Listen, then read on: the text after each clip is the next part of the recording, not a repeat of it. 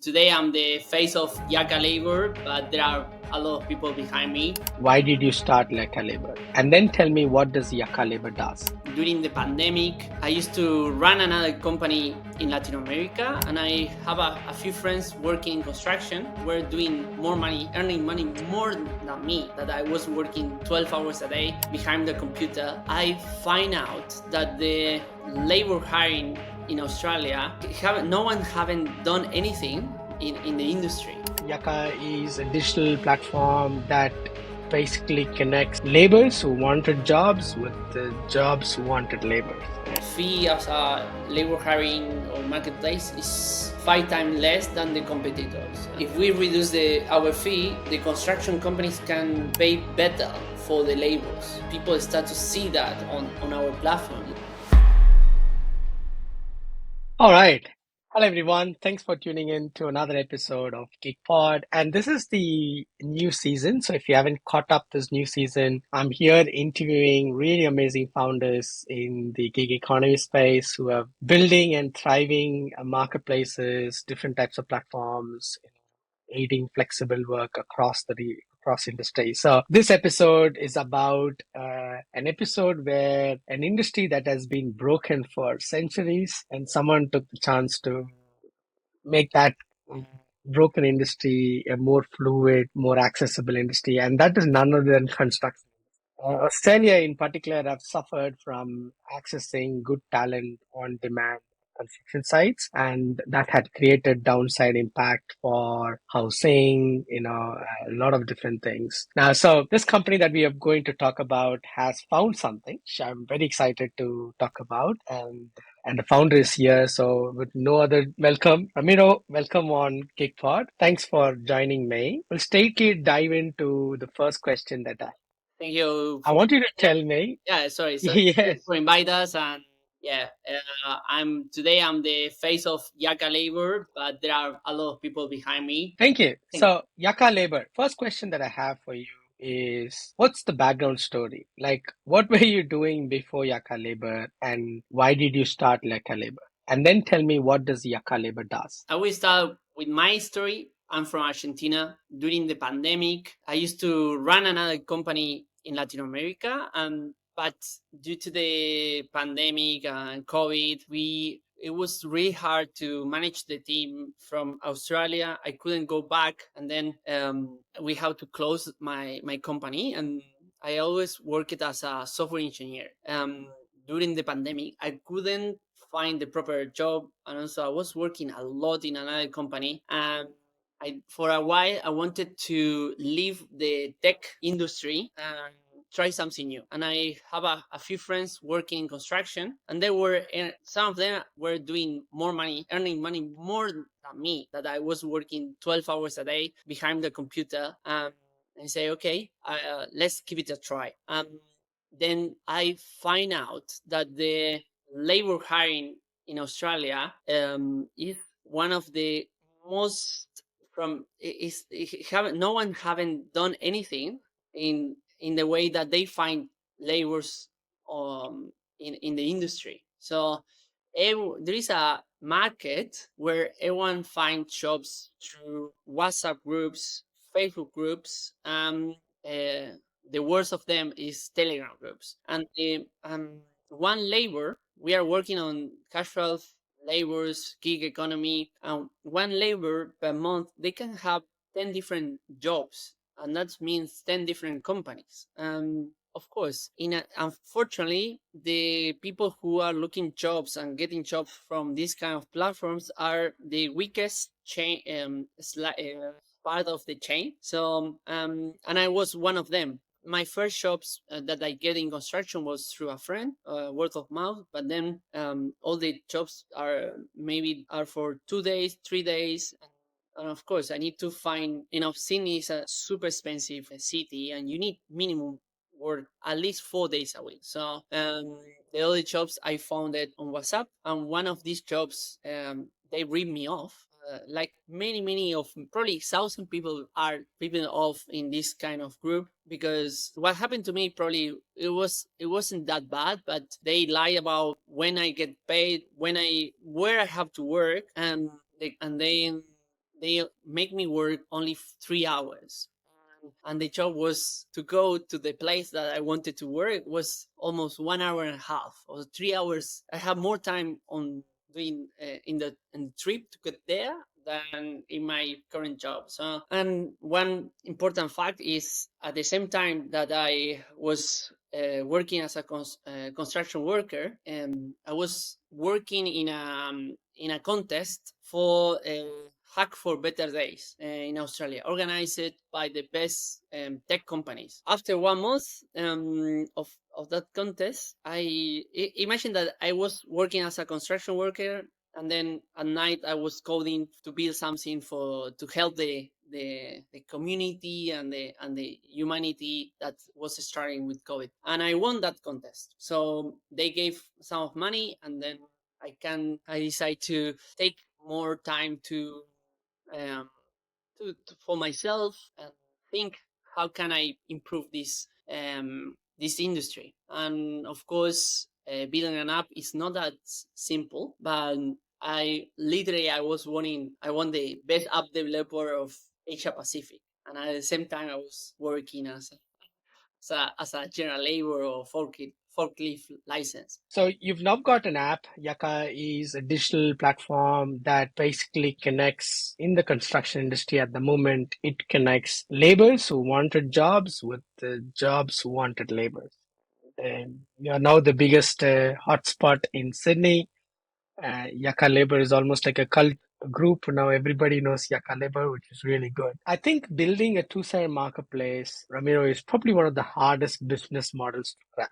It's not easy to build a two-sided marketplace. What was some of your key challenges? What did you do? What did you begin with? Did you begin collecting, getting labors or construction work, jobs? Where did you start? The chicken and egg problem, right? But where did you start solving it? Like problem. Yeah, exactly.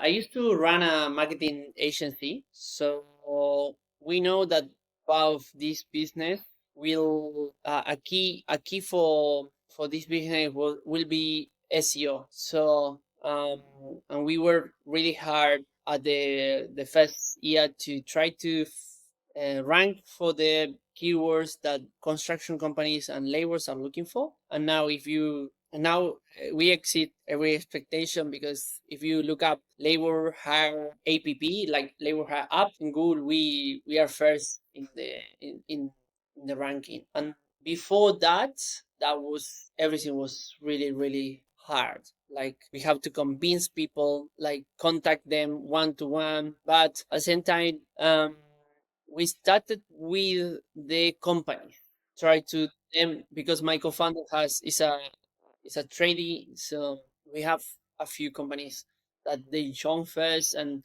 both.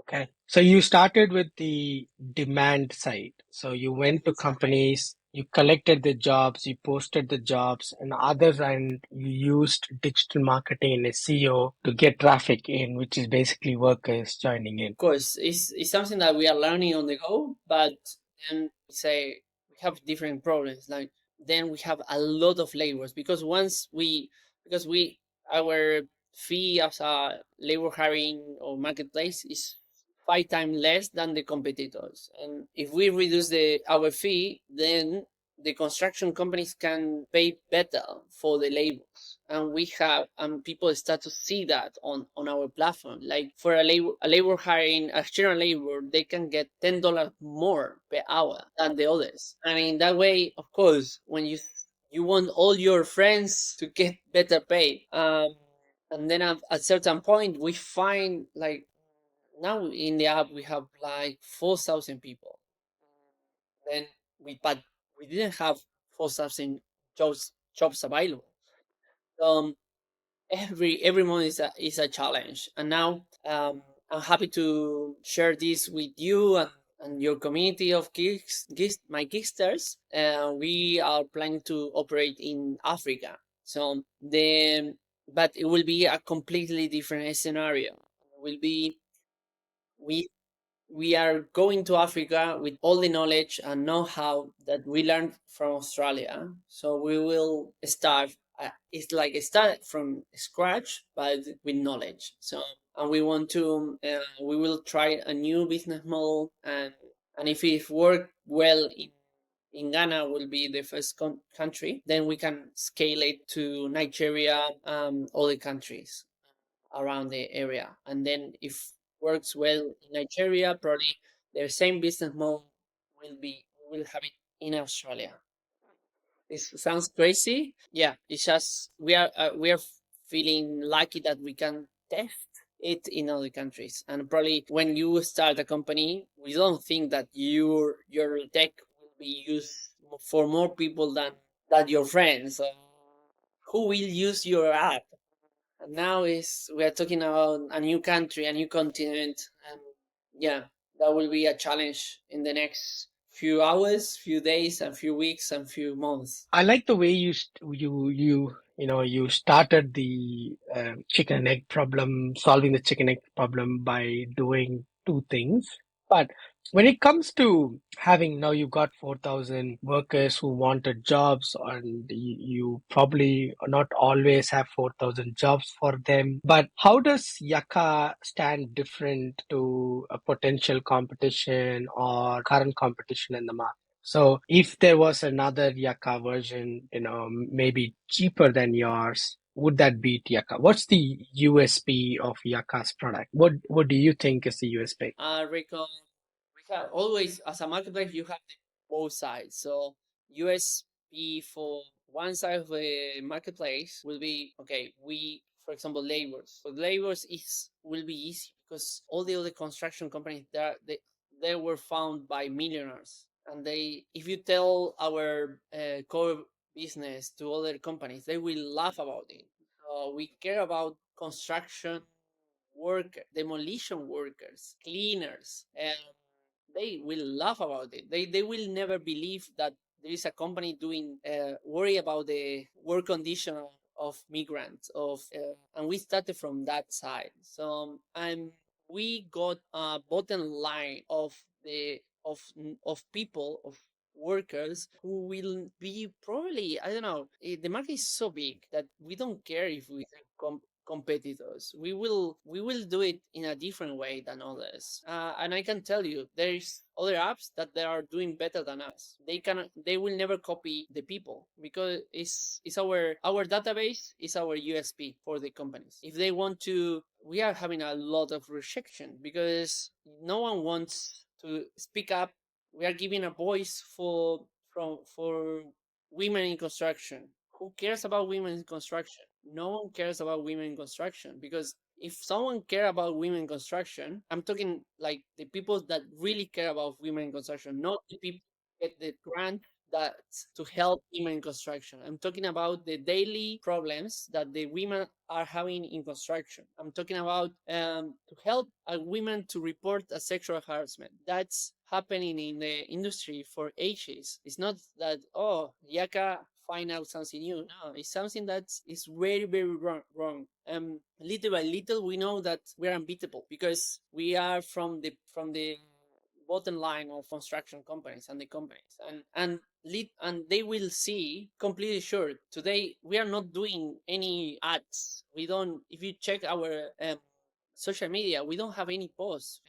We don't have nothing, so it's just word of mouth. We are getting ready to be more and more visible for every company, and I reckon we will yeah, Yaka will do in 5 years. Yaka will exist. We will get more people. So yeah, I don't know. Yeah, this is Yeah, I think it's probably very good, good way to put this is, you building with the worker at the center. So it's focused on the worker. I know Yakka does the instant payments, like using Pay ID. Make sure that both sides there is fair remuneration, there's transparency, and there is compliance. If for listeners who are out there, please go check Yakka labor. You'll find that there is a lot of these context around why the worker-centric model is what you choose, and I think that is your USP. You keep the worker in the center and you build your car around it. That creates more loyal, more engaging workers or more members in your community. if I can say something also. Is we are becoming a workforce management for construction companies. So, and we are unfortunately the cash in hand so it's still the standard from the industry, but little by little we are trying to bring the people that the other companies cannot bring to the digital world to transfer the market. We are bringing it, so we are a bridge between the ones that they hate the technology, they don't understand the technology, to the big corporates. So workforce management is another big business business model for Yaka. Yeah, that's the thing. Is we started as a marketplace, but we are also becoming a. Yeah, yeah. Now, just talking about, just coming out of Yaka a little bit and then talking about generally workforce management and flexible workforce or independent workers or sole traders or gig workers, that stream of, so it looks like the future of work is going more and more flexible. People can choose to work for anyone and they can choose to work for more than one organization or a company. But from your experience you've been in this for more than a year, and you built literally a platform that does it. From your experience and your insight, what do you think about the gig economy? What is something that you like? What do you think are the challenges, or what problems you think should be solved? Um, I reckon the gig economy is something that everyone want to avoid, because the work condition for not only in construction, for other industries are not the best. To be honest, we with the everything that is happening in AI and the new technologies, more and more companies will jump into the flexible workforce management. But I came from a country that's the economy is very is a problem. We have 200 last year. We have 200, almost 300% of inflation. So the people in our country is having more than one job. They have a one. So everyone become a gigster. Everyone is a gigster in Argentina, unfortunately. And the countries that has less stable economy is quite the same. Um, and because this flexibility that's provide the gig economy um, is getting more common. There are also bad employers that or people that who take advantage of this. We need to be more like companies like Magister or the others who wants to help these um, labors to get at least be aware that they will jump into an industry or a kind of work, casual work. Gigsters are also casual workers, and the word casual for many people is negative completely. Yeah, we need to be aware that people will be take advantage of this. It's good for the companies, flexi work, because they can, if they, for example, in construction, if a company want a tender, then they are desperately for find new workers, and they hire them for 2 months, and then they don't use it anymore. What a company can do for only 2 months of a contract. So it will be part of this new economy is beneficial for the companies, but not too much for the laborers. And what's my gister? I follow my gister.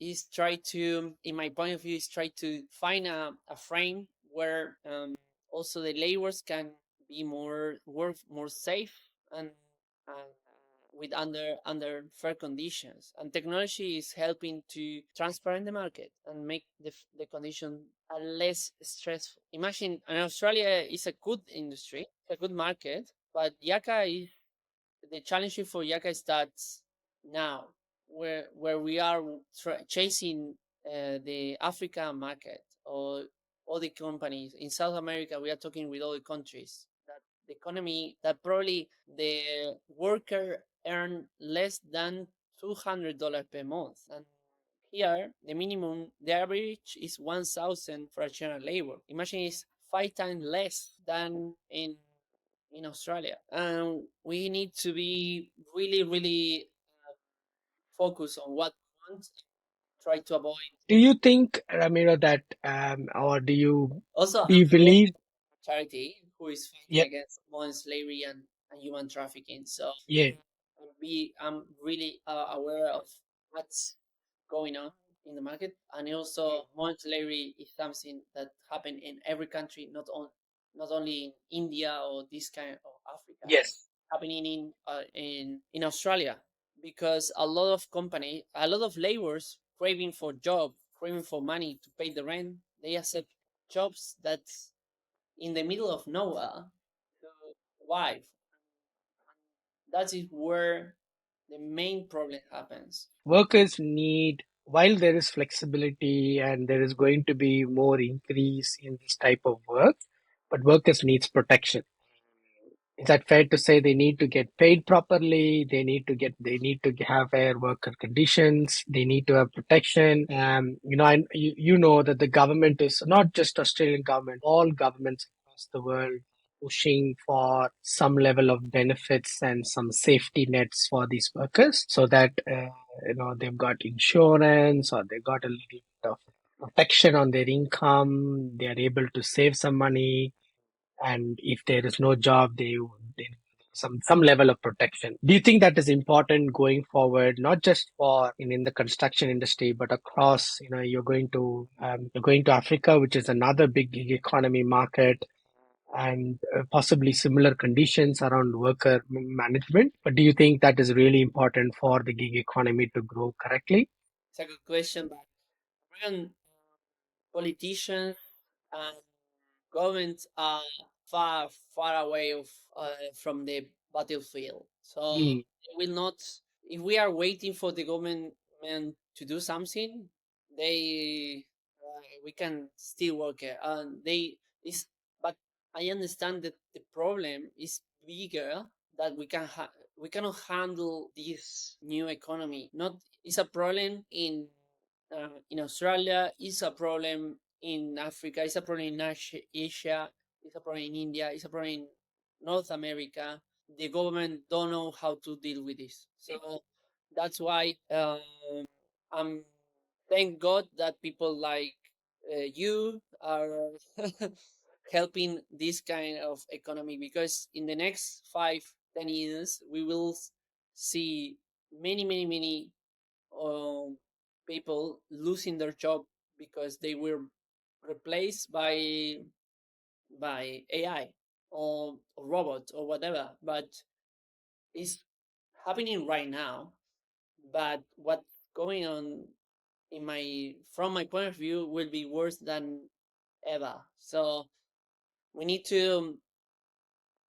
Yaka will also operate not only in construction, but it will be impossible for us. So we need to motivate, show companies that um, this gig economy is profitable, and there is a lot of opportunities if we can handle in a proper way with technology, and um, make everything more clear and transparent. Um, we are rejecting a lot of opportunities in Middle East, because we cannot trust cannot we are not trusting in people, and we don't trust in anyone. So and that's the way. This is a new way. Probably you can call it anar- tech, techno anarchy. It's a new way to it could be a new party, political party, like a liberal, techno liberal, probably techno liberalism, and it's gonna be huge in the few next years. Um, Thanks for sharing that. But you also, I would like to, kind of get what is this? So you did say this the future of Yaka is not just only construction industry. So You also mentioned that you're not only stopping in Australia, you've got a next destination, which is in Africa. So that's really exciting. I'm happy that you're already thinking how to democratize not just construction industry, but also industries with similar challenges. There's a lot of other industries that have very similar challenges in getting on-demand flexible work, and it is not transparent. That's pretty exciting. What is your biggest goal for 2025 as a company? As a company, we want to, like, we have a few goals that we have last year that we didn't accomplish. So uh, we were having a lot of meetings with Dubai, Middle East, and we couldn't close any deal with in that area. And but part of the that we failure there is because we didn't have the enough knowledge, or it's called negotiation power. So Mm. we are getting more negotiation power. We can choose, and the offer that we receive, or the people that we met there, like, definitely want to take advantage of feeling like it's something. When you feel something that is not gonna work, we prefer to keep it away and try to focus on to solve all the problems. If we don't find someone, probably we have to be more money focused. But if we jump into other countries without solving the problem that we have in front of our eyes, it will be harder. So now we are testing new ways to operate. So we are this. If you ask me what's the goal for this year, is just to have a stable source of in Africa, and then we will jump onto other countries. But we can, if we make it in Africa, we can make it everywhere. Nice. I really thank you for sharing this. I think it was for me and for my listeners. This would be a really good exercise of understanding what it takes to build uh, uh, um, a startup. Um, but I would like to summarize, right? So, quick highlights that I thought the key takeaways for this episode is one, you didn't start this company as, oh, I'm a tech guy, I like to develop things, and here I want to develop this app. You brought your skill along with your experience, and then you saw a real problem in the industry, and then you merged together. So, that's something that I really liked about. Number two is you built a business with good practices from day zero. So you built a worker-centric business model. It was transparent. It was fair. It was diligent. So I really like the responsibility of building a very transparent business model. Number three is the focus of the business is not just to grow and make money. And you have clearly articulated is that the focus of the business is to bring more worker protection, worker well-being, and then give the businesses an opportunity. So I really like the way you're setting up the stones for your success. I could see where Yaka is growing, and I'm really happy that I'm on a cheerleading, and I'm looking at this journey, and I'm happy to see where this is going. Also, towards the end, I'm happy that Yaka is not just contained within Australia. It is already starting to become global, which is what Yaka should do. And in all its right, it has to democratize not just construction and beyond. So thank you so much. I really appreciate you joining the call, sharing all of this. For those who are out there, hey, look, if you are wanting to get in touch with Ramiro, I will drop in the links in the podcast description and the company Yaka Labor. Don't worry about it. You just type Yaka Labor on Google. They are the first thing that come on the search engine. They've done a well done job of coming on the first listing. And also, Ramiro is based in Sydney, so you want to get in touch with him and have a chat about startups, gig economy, technology, AI. He will be more than welcome to have a coffee and have a chat with you. And if anyone here listening from the construction industry, either you are one of the construction workers and that wants a job, or you are running a construction site or a project to want workers, there you go. You got Yaka Labor to contact, and they'll be able to fulfill your temporary and flexible work needs. With that, thank you. And Really appreciate you joining the call. And for our listeners, stay tuned and I will see you on the next episode of GigPod.